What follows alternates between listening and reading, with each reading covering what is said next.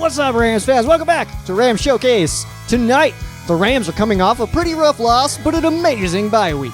Plus, the roster gets another shuffle.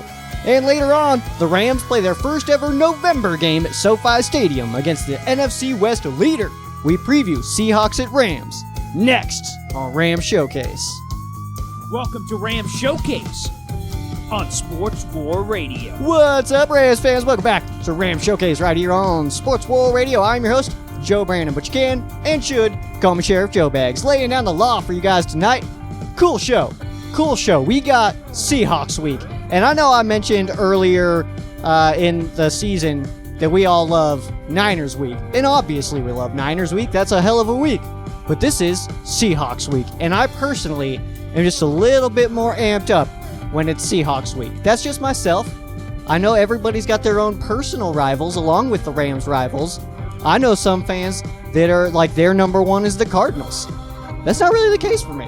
I don't like the Cardinals, but that's not necessarily the case for me. And I know a lot of you Californians out there are definitely on that Niners rivalry. That is the one that y'all love the most.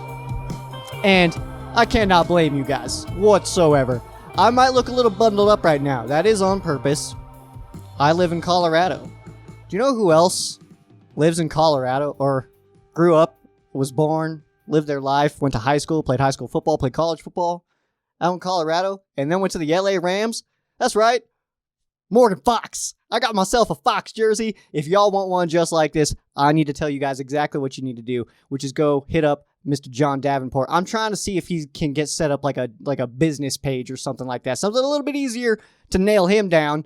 But yeah, John Davenport, you can get a sick Rams jersey. This one, honestly, it's a little bit better than my Sheriff Joe Bags jersey. I'm not trying to bash anybody here. I'm not going to throw any shade. I'm not going to throw any names out. It just fits a little bit better. It's a little bit smoother. It just seems a little bit more right. I don't know if it was just early production stuff that was going on, but this jersey, I'm in love with this jersey. I love it so much. But you can get one just like this. Well, not just like this for $65. You can get a $65 jersey from John Davenport, or you can get the $85 custom jersey, which is what I had to do because Morgan Fox, that's not just that one's not being blasted out everywhere. But Morgan Fox, if you are watching me, I am in your hometown right now. I'm in Fountain, Colorado, born and raised in Colorado Springs, but I am currently a resident of Fountain. Your high school, I want to say it's that way. Maybe a little bit that way. Maybe about 7 minutes away from my apartment. So I'm sure you know the area, I'm sure. And if you ever want to come by and see the sheriff station, man, you just let me know. And we will get that done. And I want to just ask you this now. I was just commenting this to somebody else, one of my friends, via like private messages and stuff like that, is that my goal is to have Morgan Fox not only come onto my show to interview, if he like comes to visit his parents out here in Fountain or something, to take just a couple of minutes to hang out with your good buddy Sheriff Joe Bags over here, but also I want to see if I could try to block you. And I know I can't, and I know it'll be hilarious, but I want to film that and see if I can try to block Morgan Fox. That is the goal. But in celebration of receiving the new jersey and the fact that I am a resident of the very tiny town that Mr. Morgan Fox, an LA Ram, was raised in, I felt like it was a sweet occasion to slap on the Fox jersey. Let's get into some Rams news. Okay. Oh yeah. First of all, one more plug, guys. I'm so sorry. You guys heard about the jerseys already. You guys know where to go. If you have further questions, feel free to reach out. I will guide you to the proper people. All right. I will guide you to John. Great dude. Met him up in Denver in 2018. We've been Facebook friends for quite some time, ever since the St. Louis Rams days. But I met him up in 2018, the Rams and Broncos game. Great dude. So much fun that weekend, by the way. Met some amazing people. John, definitely one of those. Somebody who was not there, but if you guys like this jersey and you guys also want one of these, and I realize that you guys cannot see what this says. I realize that this looks insane to you right now, probably. That you guys are, what are you doing? But this is a Ram Showcase decal, and if you guys are interested in one of those, then you guys, I was going to put that back a little gently so I don't bend it up, but if you guys are interested in one of those, I got a place for that as well, which is Shaw's Customs. make sure you guys head over to etsy.com/shop/Shaw's Customs. Pick up one of those political vinyls, Rams vinyls, other team vinyls if you guys are into that lame stuff over there of other teams. But yeah, vinyls. Josh is awesome at these. They look amazing. He does some really killer work with these ones. I kind of helped him out once. I'm going to take way too much credit for that because I edited one of the Rams logos just a touch, just so I could send it out to him and he could make that for all of you guys. So I'm going to take all of my credit for doing something that took me about 45 seconds. Thank you very much. And remember, guys, if it wasn't made by Josh, it was made by somebody else. Let's get into some LA Rams news, though. I took up almost 6 minutes of you guys' life. And now I think what you guys deserve is some Rams news right into your ear holes, all right? So let's get this started. The Rams did pay Todd Gurley. I don't know if you guys are following this story at all. I'm sure you guys are. We're in a pandemic season where we had a pretty big stretch where sports news was hard to come by, and things like the Rams delaying payment, well, that's not even really what happened. We'll get into it. But the Rams not having yet paid Todd Gurley and Clay Matthews, former members of the LA Rams, was decent sized news. It was medium news. It was like if this news was at a zoo, it would be like a zebra news, not elephant news or anything, but it's decent. So they paid him on time with the wording of his contract, so maybe he'll stop whining, but I don't know. It's hard to tell. We saw him in the Rams organization for a few years, and he had that kind of attitude, and I always defended him. I always did. If you guys have been with me for years, you know that. But I was always a big Gurley defender. But at the same time, then he started bashing us, and then it was like, all right, I'll take it back. Never mind now. You can get on out, man. So I mean, and there's going to be people that are like, well, he's doing really good in Atlanta, under 4 yards a carry, if that's doing good in Atlanta. So, but now the whining is coming from Clay Matthews, who will probably. He probably just really needs his money because he can't get signed anywhere. So that's what my guess is. I'm guessing that's why Clay Matthews is coming out whiny, is because maybe he's getting a little low, and he really wasn't. He was okay last year. He did decent. I don't want to sit here and just straight bash him, but let's go ahead and do it. So Clay Matthews, he broke his jaw, and that was unfortunate. I don't like to see that. But this year, we cut him, and then he's like, what? I can get cut? It's like, first of all, yeah, you can. And also, nobody else wanted you either, so I don't see why that's a big surprise looking back on it. So I get it. You want your money and stuff like that, but maybe read your contract. I'm sure it's in there somewhere. Because do you guys really think that the NFLPA would allow an NFL team to not pay owed money past a certain due date? No way. And the NFLPA has been very hush on this. So that tells me that these players may just not be reading their contracts. All right. We're going to rein it in a little bit. We're going to stop being as angry. We're going to cool that off, all right?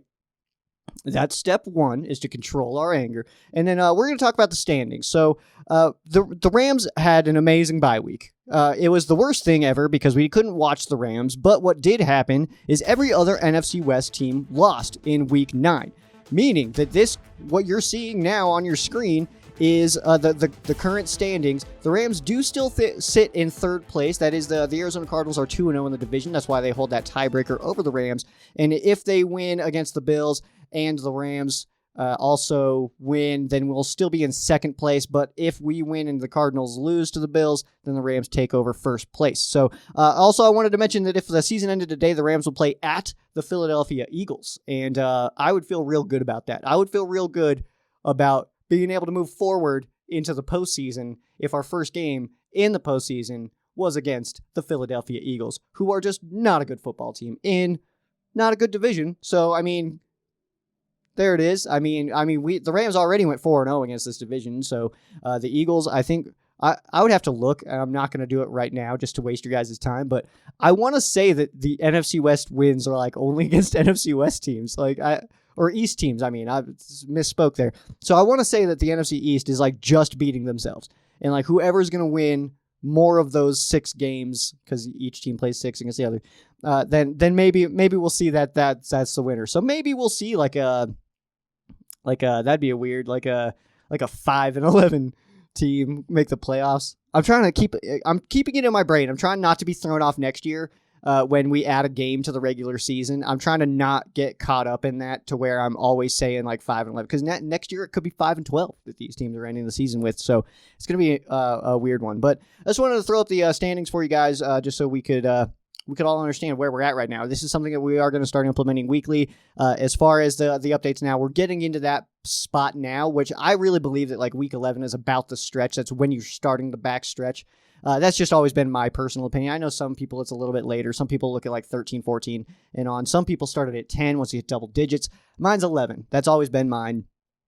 But that'll be next week, of course. This is week 10. I feel like maybe that wasn't understood, but because we're in that time now where next week's going to be 11, we're getting into the stretch, and that's where I want to start doing that.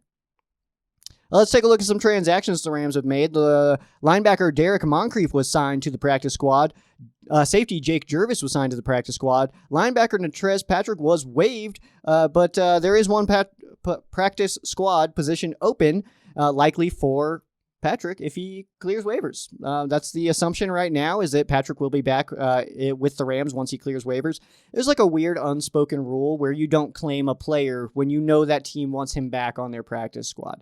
It's kind of just a thing, but I'm sure he will, and then he'll come back onto the practice squad. Offensive lineman Cole Cabral has been released from the practice squad, and the Rams are getting back safety Jordan Fuller. He has been activated. We do not have any kicker updates for you. It looks like Cobra Kai Forbath will be booting balls again this week instead of Austin McGinnis, who I really did think had potential of being called up from the practice squad and being the kicker for the LA Rams. That is not the case. We still got Cobra Kai Forbath. He was 75% in his first game as a Ram, which was against the Miami Dolphins a couple weeks back.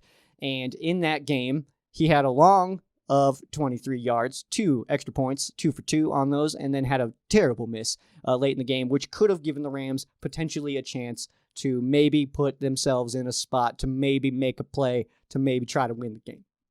Did that make any sense? Let's get into this game preview. All right, we got the LA Rams against the Seattle Seahawks this weekend at SoFi Stadium. First ever November game that the Rams are playing at SoFi Stadium. Not the first ever SoFi Stadium November game. That happened last week with the LA Chargers in town. So this game will be played at 1:25 LA time on Fox. We get the big one. This is the big game this week, 5-3 versus 6-2. So, of course, we kind of got to get a little bit of coverage there, right? So we do get Joe Buck and Troy Aikman. Pretty decent range that is on the screen right now for you guys. You guys can see I believe it's red this week is what the Rams are being shown in. Big area for the Rams and Seahawks this week, which is pretty sweet stuff. And like I said, Buck and Aikman on the call. Rams are currently favored in this game by 2. The over-under at 55.5. I think this game really could go over. I really do. I know that the Rams defense is really strong. We'll get into that a little bit later. But this matchup kind of plays into it being kind of like a high-scoring game. We could really see like a 38-35 game, and that could be really exciting. But, you know, we'll see. We'll have to see what happens because this Rams defense has been playing absolutely great. So that you never really know. So the Rams are at 5-3 in third place in the division. Seahawks at 6-2, sitting in first place. That little tight window there. The Arizona Cardinals are slipping in that spot there. And then, of course, last place, we already saw it a little bit earlier, the San Francisco 49ers. And I like seeing any of these other 3 teams in last place, but it's the Niners right now, so I'm just kind of riding that. You know, like when it's the Seahawks, I'll be really excited about it. What's the Cardinals? That still is cool to see them just in last place, but they're there a lot more than anybody else. Nowadays, we used to be the ones that were always there, but hey, we're not now, so we'll take it. Let's see here. With a win and an Arizona loss to the Bills, the Rams would be in first place in the division. And then if the Cardinals win against the Bills, Arizona would, with the better division record, they are 2-0. The Rams are currently just 1-1. I am completely forgetting if we've played 2 games. Is it just one? Are we 0-1 in the division? I think that's all it is. Yeah, because we haven't played the Cardinals yet, and we haven't played the Seahawks yet. So yeah, we're 0-1. I almost messed that up royally here. We fixed it though. We corrected it. We're good to go. So the Rams are 0-1 in the division right now, and us Arizona Cardinals are 2-0. So they would hold that tiebreaker no matter what because they are playing an AFC team, so that won't get tarnished this week. So the Rams do still have to play the Cardinals twice though. So That it really is up in, like, if both teams win, if the Cardinals and the Rams win this week, both sit at 6-3 entering week 11, then we're both sitting in like a pretty decent spot to control our own destinies. Destiny? Is that proper? I don't know. So the Rams, though, would be in first place in the division if the Arizona Cardinals lose and the Rams win. I just want to reiterate that because I feel like that's the question I get asked the most is like, hey, if this happens, what will happen to the Rams? And feel free to ask me because I do kind of follow that pretty closely, and I try to keep all those tiebreaker things in my head. Even when we're getting to like week 16 and you have like 18 different scenarios of like how your team can get into the playoffs, I'm tracking it. You know what I mean? Like it's all in there. I'm like taking notes. I'm like writing stuff down like, okay, over there. Oh, Seattle lost. Sick. All right. That's one down. Oh, Philly's down. Okay. How much time's left? Okay, cool. Like, yeah, I'm that kind of guy. Like I'm walking around the bar looking at other TVs like during commercial break, trying to do like all this math in my head. It's pretty fun. I highly recommend it. I highly recommend being that insane guy at the bar who's like, wait, what's happening over there? Who scored? Like, okay, not who scored that because I don't like fantasy football. I'm not a fan of fantasy football, but the playoff stuff is really exciting to me. It's good stuff. Let's get into some game notes. This is just some notes that I have on the game. These are really just my thoughts that I spill out, and I'm just like, okay, what is happening here? And I just kind of spill it out. So let's see if this makes sense. You guys are going to learn with me, all right? Miami did to the Rams in Week 8 as the Patriots did against the Rams in the Super Bowl with that 6-man front. So that was really tough to see. McVay clearly hasn't come up with a solution for that. But there is always something that is going to be something to watch anytime we're playing somebody out of that Billy tree. All right, that Billy Belichick tree, that is something that we're always going to have to watch out for, especially when it's a defensive coach like Brian Flores is. Great coach, but we got to be ready for that. I mean, and McVay has to find a way to combat that. And I thought that the way to do that would possibly be to try to not abandon the running game so soon. That is, of course, not what we saw. That running game was forgotten pretty quick. As we saw, Jared Goff threw the football 61 times. He had no business doing that. So every NFC West team lost last week. This is already in line with what I've already talked about. Seattle 34-44 to the Buffalo Bills, who do have the Arizona Cardinals this week. Bills jump out early. They were up 24-10 at halftime, and the Rams' point differential in the second half is the best in the NFL. It's 100-33. I believe that's the numbers, unless that was going into Miami. I'd have to check, but I do believe that's correct. So the best differential in the second half. So if the Rams can start strong like the Bills did, I have a really strong feeling that the Rams can take what would be in that game a 14-point halftime lead and not make it just a 10-point win. You know what I mean?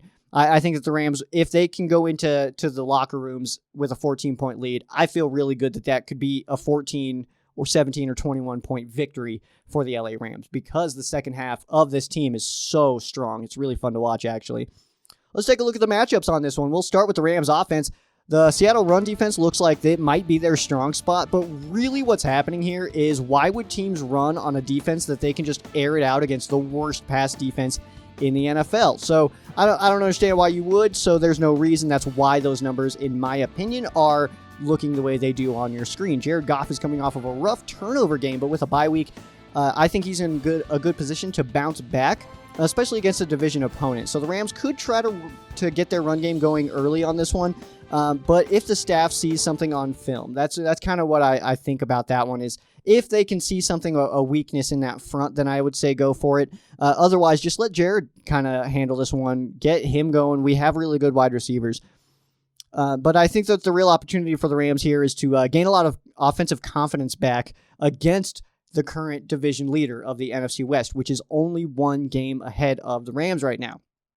And that's huge.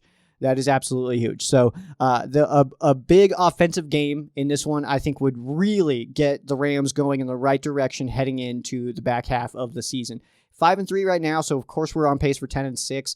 That's possible, but I really do think that this team is better than that. I mean, you look at some of the losses, the Bills, we're not allowed. We're Rams fans. We're not allowed to complain about a blown pass interference call. That's just the rules now. And also the Miami Dolphins game, we spotted them. We handed to them 21 points in an 11-point game. So, and I'll explain that. That's a defensive touchdown, the punt return for a touchdown, and then that turnover that they got the return all the way back to the 1. That's spotting them 21 points in an 11-point game. Rams should have won by 10. And we outplayed the hell out of the Miami Dolphins. And if you disagreed, then you didn't watch. It was really just poorly timed turnovers. The punt return, that sucks. And then especially you see last week in the bye week that Bones is out in Dallas pulling some awesome special teams trick plays still, man. I miss that stuff for the Rams.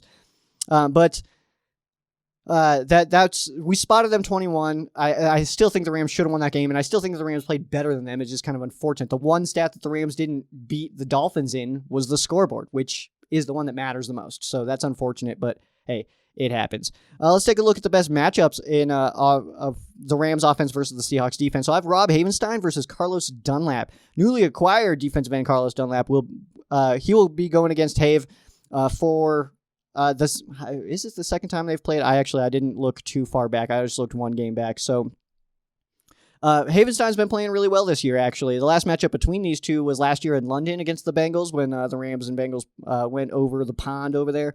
And then Dunlap had 3 tackles and 1 tackle for loss. So not really an impact, but again, that was that was a pretty big win for the Rams, so I wouldn't be too surprised there. Another matchup to watch here, I've got Cooper Kupp versus Jamal Adams. So Cooper Kupp has been kind of struggling with drops the last 2 games. I anticipate that he kind of took the bye week to maybe correct that. Maybe relax a little bit, maybe catch his baby a couple more times, because you're not dropping that, all right? If somebody throws you a baby, you have to catch it. So maybe he's just got to put that mentality into his head. But he's going to be the person I have him against here in my matchup for entertainment's sake, really. It's for argument's sake, is Jamal Adams. Adams was seen arguing with Pete Carroll on the sideline last week. It got pretty heated, honestly. So my question is, did they squash it, or is Jamal Adams going to get all jetted up and start playing poorly to kind of like stick it to his team, like Earl Thomas-esque of like maybe not trying everything because you're not stoked about your coaches. You know what I mean? I think it's a possibility. And Coop coming off of a couple of rough couple of games. That was a weird one to say. So I'm interested to see how him and as well as Tyler Higbee, how they kind of attack that middle where Jamal Adams is going to be. Let's take a look at the other side, the Rams defense. So, Seattle's offense is very powerful, without a doubt, and the Rams definitely have their hands full. Luckily, the Rams defense is one of the best units in the NFL, and definitely one of the best, definitely the best defense that the Seahawks will have played all season. Seattle has some injury concerns in the backfield, and the Rams are loaded with talent in the secondary, so this could be a problem. And the Rams also get probable Rams Rookie of the Year, Jordan Fuller, back this week. So just one spot, or excuse me, I'm reading. I've totally ruined that. So 1 week spot of the Seahawks offense, by the way, is that they are 30th in the NFL on third down percentage. So that is something that the Rams could take advantage of. I think if the Rams can get the Seahawks to third down, get Russell Wilson to third down, that really could be the key to this game. So the best matchup on this side of the football is going to be Jalen Ramsey versus DK Metcalf. Jalen is absolutely a shutdown corner. We all know this. But DK is also, he's one of the most athletic wideouts in the game right now, and he's playing absolutely amazing. He's playing at a top tier level for sure. This will be a lot of fun to watch. I wrote this one down because this is a matchup that if these two players were on different teams, unrelated to the Rams at all, I would still be looking this up. I would still be looking up highlights between this matchup. Jalen Ramsey versus DK Metcalf is absolutely like instead of like a game matchup, that to me is like the matchup of the week. Player versus player matchup of the week. Jalen Ramsey, DK Metcalf. I think that one's going to be absolutely so much fun to watch. I think Jalen's going to take some. I think DK is going to take some. It's very difficult to stop a guy that athletic. So we all know that DK and Donald are kind of friends, but we kind of know that DK he's incredible. All right. And Jalen, I think he is going to be able to get something on him. And this is honestly, I think the first game that the opposing quarterback isn't going to be just avoiding Jalen Ramsey. I think that he's going to be Russ is going to want to get DK the ball. So for that reason, this could be our really legitimate first chance to see what Jalen Ramsey is in the Rams defense, because other than, so his 2 interceptions that he has for the Rams in the past year, they've just avoided him completely. So this is really our first chance to see what he can bring to our defense.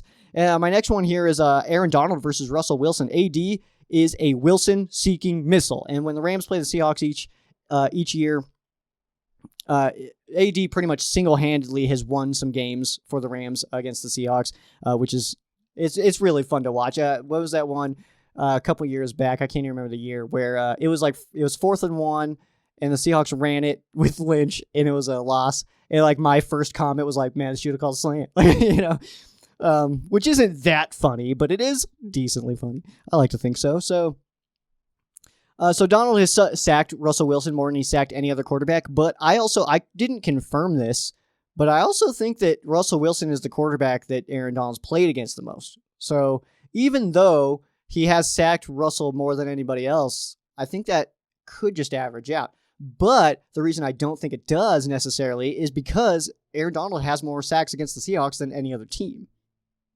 So the math is there somewhere. So let's see here.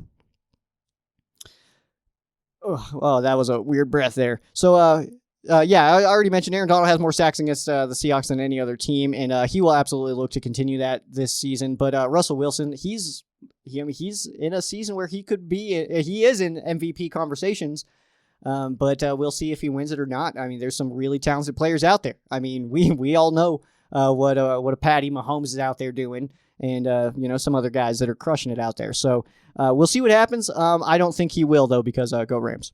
That's my only argument. I am recording this too early to see an injury report, so I do apologize about that. I do not have one. If you guys are curious, you know what? Google it. And it's readily available. You just go to therams.com and it's there. All right. Or I'll post it, whatever. You can ask me for it. I'll be looking at it. I look at it every day anyway. So if you guys need some screenshots or something, that's cool. But it is readily available. It's really easy to find. Just type in Rams injury report. It pops up. And you can see like daily too. It breaks it down. It's really nice. Let's take a look at the history of this matchup. Seattle leads the all-time series 24-20. The Rams have won 4 of the last 5. And that loss last year, 1-point loss. And GZ missed the field goal as time expired. So the Rams could have been in a position to had won the last 5. Didn't happen. GZ is to blame. He's a Dallas Cowboy. I don't have to try to defend him anymore. He's gone. So it's too bad. But the Rams are 5-3 against the Seahawks since returning to Los Angeles. The most recent game between these two was just last year, December 8th. It was a 28-12 win by the LA Rams. The first game between these two came on October of 1976, a 45-6 win for the LA Rams. For the Seahawks at the Rams, so the Rams playing host to Seattle. The Rams do lead that all-time series 12-9. And since the Seattle Seahawks joined the NFC, the Rams are 15-22 against the Seattle Seahawks, where there was a pretty big stretch there where the Rams were not winning games against the Seattle Seahawks. And I wanted to mention this. I did get a question about this, and I didn't know who else could potentially be wanting to know this. Where I get these historical numbers from, where I get the records from, where I see the scores. You can find stats and everything like that. It's actually from, it's called The Football Database, and it's got everything on there. This is an unpaid plug. I'm not represented by them or sponsored in any way. I just really like this website. There's a few things that I've plugged that that are definitely not sponsors of mine. I did it earlier. Those are not official sponsors. John and Josh are not official sponsors of me, and the football database, which is footballdb.com, by the way, is definitely not an official sponsor. And then the QB School, the YouTube channel that JT O'Sullivan runs, not a sponsor. I've never spoken with him. I've never had any interactions with him at all. I just think he runs a sick channel, and I love watching those videos. So I like to shout him out, man. Go check it out, the QB School. It's so much fun to watch. I really love the in-depthness of it. And if you guys really like learning about, he's done Jared Goff breakdowns. I've shared them before. But if you guys really like learning maybe why that pass wasn't so accurate, he talks about the base, the drop back, all the mechanics, stuff like that, maybe what he was seeing. He tries to break down the routes and like, okay, this route took this guy here. That's probably why. It's awesome. I love that stuff. I love that in-depth stuff. I'm not like a coach or trying to coach or anything like that. I just think that stuff's really cool to see. So that's all from that. But the football database is where I get all these historical numbers and all that stuff. You can look at like per team what your record is against them. I think they started tracking stats. It was like 79 that you can look at the box scores and you can look at every score, all the stats from every player that played in that game. And I think it goes back to 79 is the year that you can start seeing that, which is really cool to see. And that's how I bring that to you guys. I have no secrets about how I curate my knowledge and bring it to y'all. All right. Most of it's done a little bit in here. I'll be honest. Most of the things I say are just because I only have this is a decent script this time, but if I just read this to you guys, it would take like 4 minutes, and we're going on to like 30 minutes here. So most of this is just my brainchild coming out of my face. So that is going to do it for me. Thank you guys very much for watching. If you guys would like to keep up with the LA Rams and myself, make sure you guys follow all of your the Ram Showcase on all your favorite social media. You can follow down below here. It's at Ram Showcase on Instagram and Twitter, facebook.com/sheriff or /Ram Showcase. You can follow me as well at Sheriff Joe Bags on Instagram and Twitter, facebook.com/Sheriff Joe Bags. As you guys can tell, my brain is not 100% this week. We're getting there. We are getting there. But it's been a long week. All right, that's all I'll say. Glad we got Seahawks week coming up this weekend. That'll be a nice little capper on what has been a hell of a week for myself personally. I hope it's been an amazing week for you guys, though. And thank you guys for watching very, very much. I do appreciate it with all my heart. I am Sheriff Joe Bags. This has been Rams Showcase. For those of you who aren't Rams fans, our thoughts and prayers are with you. For those of you that are Rams fans, thank you guys so much for listening, and you guys have a great night.